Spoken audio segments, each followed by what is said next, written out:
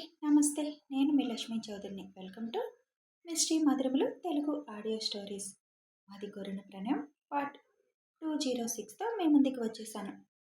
కథలోకి వెళ్ళే ముందు వీడియోకి లైక్ చేయడం, హైప్ చేయడం మాత్రం మర్చిపోకండి. కథ అందరిలోకి రీచ్ అవ్వాలి అంటే మీరు ఇచ్చే లైక్స్, హైప్స్ మాకు ముఖ్యం. ఇక కథలోకి వెళ్దాం.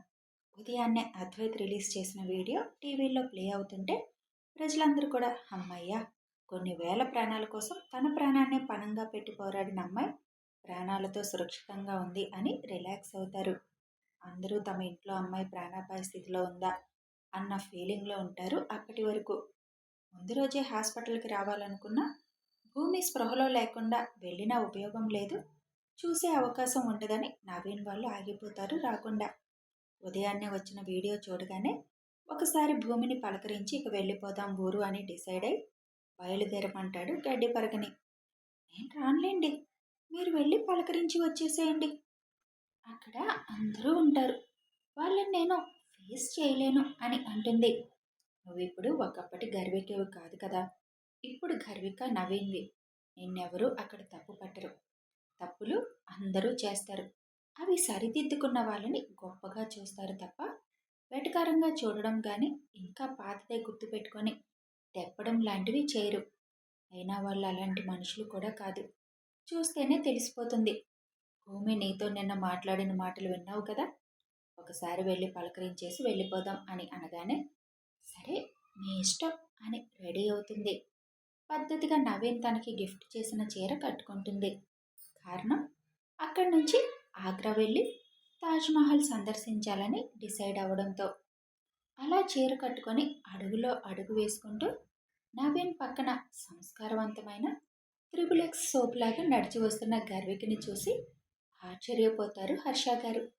వాళ్ళందరూ నిన్ను చూసి ఆశ్చర్యపోతున్నారు. ఈక అంటే ఏ లెవెల్లో అప్పుడు నువ్వు ఉన్నావు ఊహించుకోనా అని అంటాడు నవీన్ చిన్నగా నవ్వుతూ.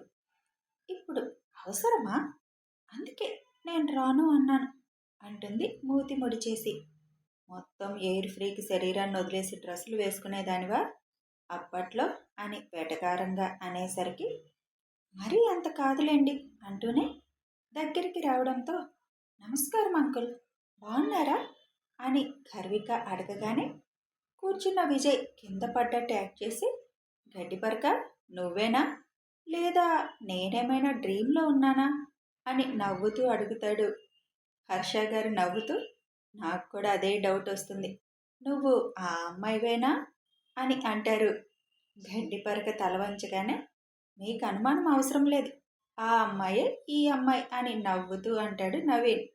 గుడ్, నీలో చాలా మార్పు వచ్చింది, ఇదే కంటిన్యూ చేయి, లక్షణంగా ఉన్నావు. అన్నట్లు నా కూతురికి చాలా హెల్ప్ చేశావంటగా, థ్యాంక్ యూ అని చెబుతారు హర్ష గారు. అయ్యో, దానికి మీరు థ్యాంక్స్ చెప్పాల్సిన అవసరం ఏముంది, ఏదో ఆ రూట్లో మేము వచ్చాం కాబట్టి హెల్ప్ చేయగలిగాం, ఆ మంచి పనిలో మేము పాలు పంచుకోగలిగాం అని అంటుంది గర్విక. వామ్మో గడ్డిపరక, నీ నోటి నుంచి ఇలాంటి మాటలు వస్తుంటే ప్రపంచం ఇంతలా అనిపిస్తుంది తెలుసా, ఈ క్రెడిట్ అంతా మీకే చెందాలి నవీన్ గారు, హ్యాట్స్ ఆఫ్ మీకు, ఎలాంటి పిల్లని ఎలా తయారు చేశారు అని అంటారు అద్వైత్ విజయ్ ఇద్దరు నవీన్కి షేక్ హ్యాండ్ ఇస్తూ. అన్నట్లు నాకు ఒక చిన్న డౌట్ నవీన్ గారు, ఈ మేడం గారిని మీరు ప్రేమించారంట కదా, అదెలా అని అడుగుతాడు అద్వైత్. ప్రేమ గుడ్డిదంటారు కదండి, అలా ఏదో పడిపోయానులేండి ఒకనొక వీక్ మూమెంట్లో, ఇప్పుడు ఆ భయంకరమైన సంఘటన గుర్తు చేసుకోవడం ఎందుకు అంటాడు నవీన్ డ్రామాటిక్గా. వెంటనే నవీన్ నడుం మీద గిచ్చేస్తుంది గర్విక. హహా, ఇంకా కొంచెం ఒరిజినాలిటీ ఉన్నట్టుంది అని అంటాడు విజయ్ అది చూసి నవ్వుతూ. పుట్టుకతో వచ్చినవి అంత తొందరగా పోతాయా అంటాడు నవీన్. హర్ష గారు నవీన్ వివరాలన్నీ అడిగి తెలుసుకొని చాలా మంచి నిర్ణయం తీసుకున్నావు బాబు, అలాగే నీ ఓర్పుకి హ్యాట్స్ ఆఫ్, తనలో అంత మార్పు తీసుకొచ్చావు.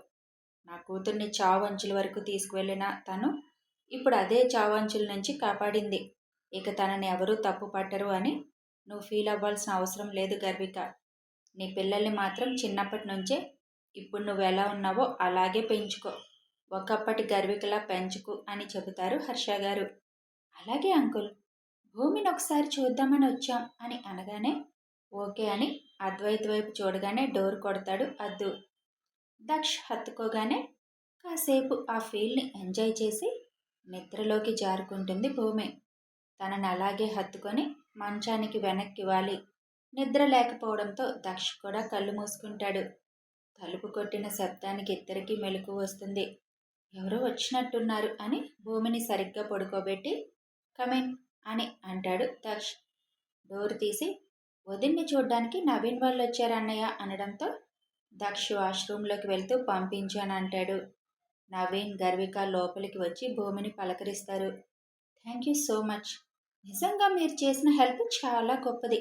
ఆ సమయంలో మీరు నన్ను అక్కడి నుంచి తీసుకురాకపోతే చాలా పెద్ద ప్రమాదమే జరిగేది అంటుంది భూమి. ఇందులో థ్యాంక్స్ చెప్పాల్సిన అవసరమే లేదు. మేము సమ్మిట్కి వస్తున్నాం అటువైపు. స్పెషల్గా ఏమీ రాలేదు. కానీ మీ ధైర్యానికి మీ తెగింపుకి మాత్రం హ్యాట్స్ ఆఫ్ అంటాడు నవీన్. చిన్నగా నవ్వి ఊరుకుంటుంది భూమి. అప్పుడే వాష్రూమ్లో నుంచి బయటకు వస్తాడు దక్ష్.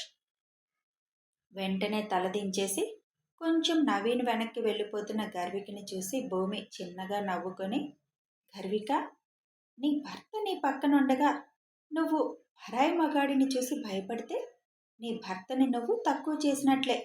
నీ భర్తని మరి నువ్వు తక్కువ చేసుకుంటావా అని అనగానే సరిగ్గా నిలబడుతుంది గర్విక. మా ఆయన రాక్షసుడు కాదు నువ్వంత భయపడడానికి.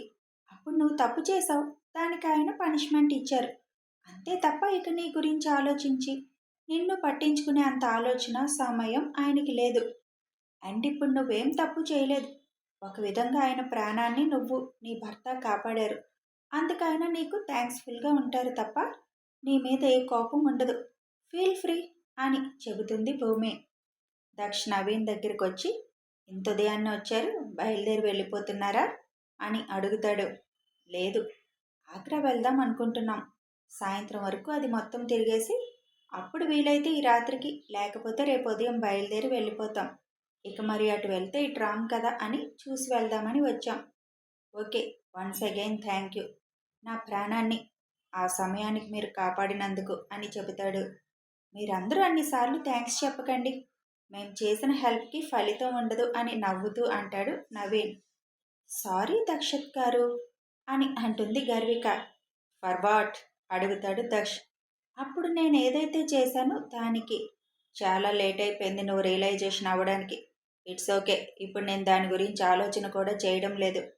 నా భార్య చెప్పిందిగా, తప్పు చేస్తేనే భయపడాలి, తప్పు చేయనప్పుడు భయపడాల్సిన అవసరం లేదు అని అక్కడి నుంచి బయటకు వచ్చేస్తాడు దక్ష్.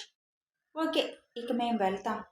త్వరలో మీరు కలెక్టర్గా మాకు టీవీలో కనిపిస్తూనే ఉంటారుగా అని నవ్వుతూ అంటాడు నవీన్. టీవీలో కనిపించడం ఏంటి? మీరెప్పుడు రావాలనుకున్నా వైజాగ్ రావచ్చు. వచ్చినప్పుడు మా ఇంటికి రావచ్చు అని అంటుంది భూమి.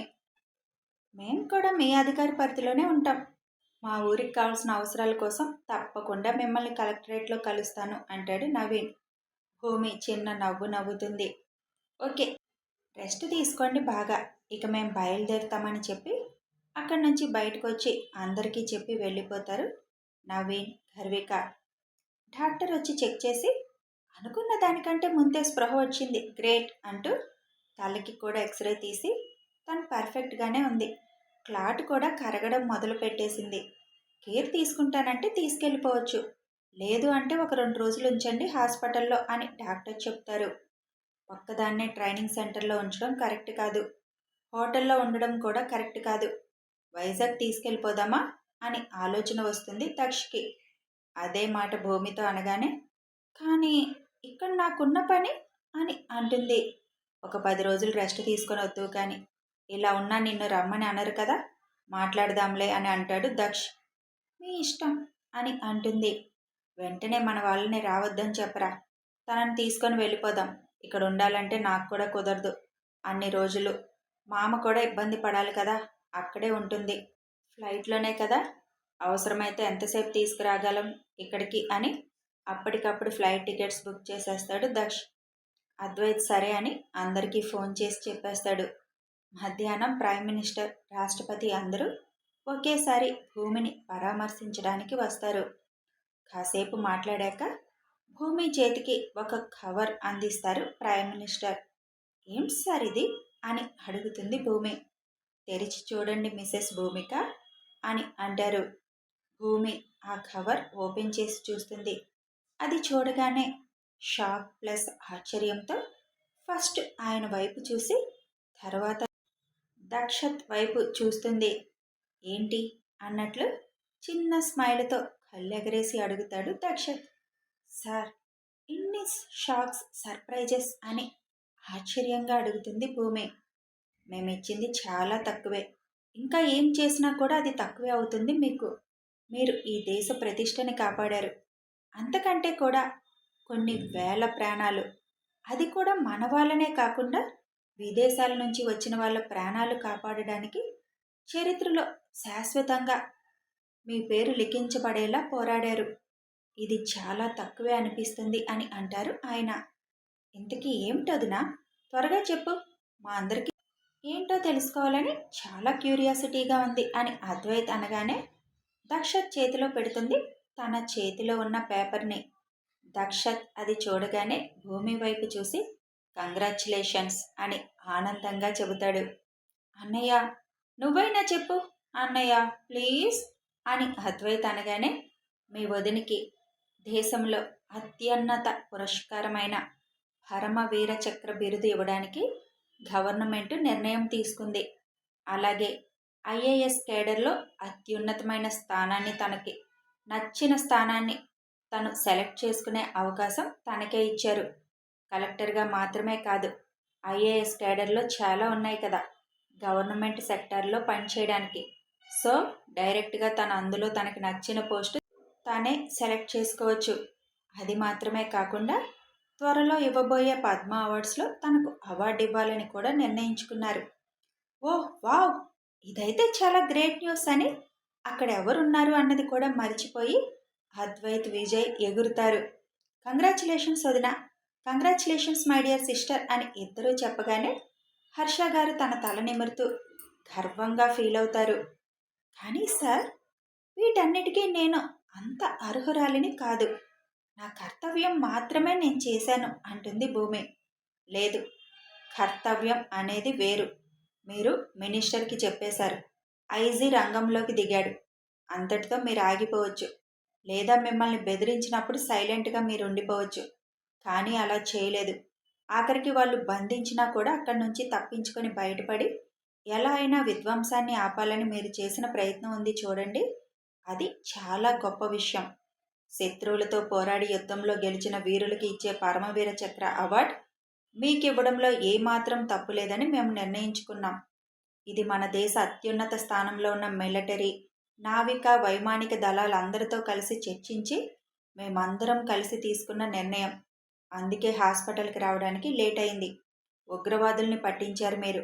వాళ్ళు చేసే విధ్వంసకాండని ఆపారు. ఒక్కరు కూడా చనిపోకుండా, ప్రాణ నష్టం జరగకుండా చేశారు. కొన్ని వేల మంది ప్రాణాలను కాపాడారు. అందుకే సైనికులకి మాత్రమే లభించే అరుదైన గౌరవం బిరుదు మీకు కూడా దక్కింది. ఇలా దక్కడం మొదటిసారి కూడా అని చెబుతారు ప్రధానమంత్రి. కానీ ఇందులో నాతో పాటు చాలామంది పార్టిసిపేట్ చేశారు సార్. వాళ్ళందరూ లేకపోతే నేను ఇది చేయలేకపోదును. కోర్స్ అందరూ హెల్ప్ చేశారు, కానీ అసలు తెలుసుకుంది, దానికోసం పోరాడింది మాత్రం మీరే కదా. కాబట్టి దీనికి మీరు అర్హులు. అలాగని వాళ్ళందరినీ ఏమీ తక్కువ చేయడం లేదు. ఇందులో ఉన్న ప్రతి ఒక్కరి పాత్రని మేము గుర్తించాం. అందరికీ వారికి తగిన అవార్డ్స్తో పాటు వారికి గౌరవాన్ని తప్పకుండా అందిస్తాం. ఇప్పుడు చెప్పమ్మా, నీకేం కావాలి? ఏ పోస్ట్లో కూర్చోవాలన్నా వెంటనే ఆర్డర్ పాస్ చేస్తాం అని అడుగుతారు ఆయన. కథ కొనసాగుతుంది. ఇది సైనికులకు మాత్రమే ఇచ్చే అవార్డు అని తెలుసు. గూగుల్లో సెర్చ్ చేసి మరీ సామాన్యులకి ఇవ్వచ్చా లేదా అన్నది తెలుసుకొని మరీ రాశాను యార్. కొత్తగా ఏమీ రాయలేదు యార్. ఇక వీడియో నచ్చితే లైక్ చేయండి, షేర్ చేయండి, కామెంట్ చేయండి. Thanks for watching.